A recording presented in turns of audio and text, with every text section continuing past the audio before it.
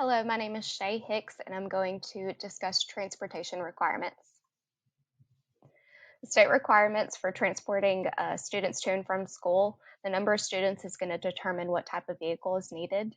Bus passes and cards are not offered in our district. We're able to get to our students and get them back home.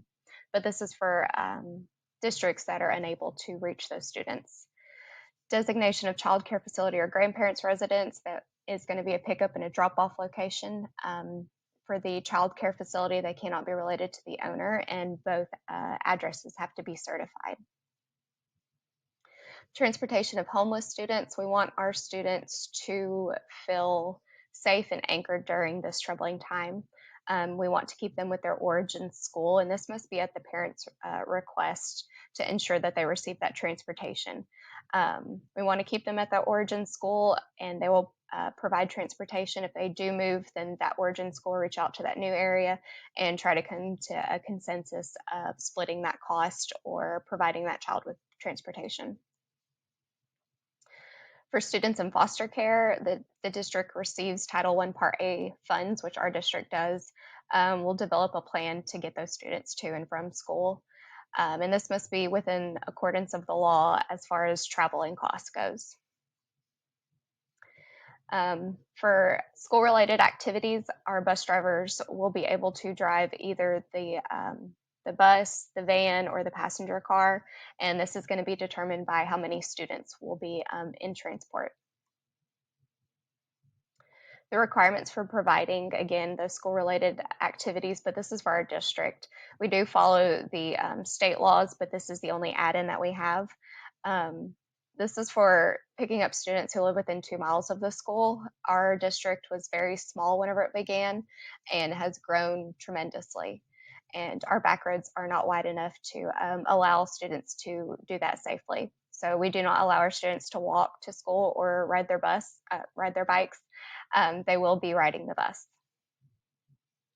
The requirements for bus drivers, they must have a clear, valid Texas commercial driver's license with a passenger and school bus endorsement.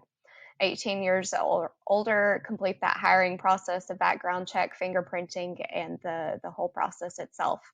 They must be able to pass the DPS alcohol and drug hair test as well as an annual physical exam.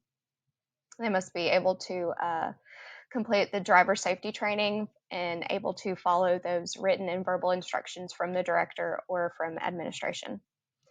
GPS systems and locate addresses as well as following those routes. This is going to be vital to know your area. Our district is offering a new tag system for students' backpacks so parents can have an app to locate their students while the buses are en route. And this is to provide more safety because our drivers are not allowed to talk on any communication device.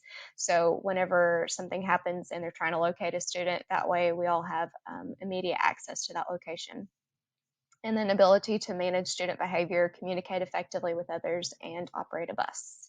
Experience is none because we send our people to bus school, and this is where they can get those endorsements. They can receive that safety training. They can understand their checklist and what procedures are necessary for emergencies. And then lastly, requirements for maintaining eligibility to drive a bus. They must maintain those safety certifications, and we provide those classes and refresher courses in the beginning of the year. They are to report any accidents, anything that they see wrong, following through with those safety procedures.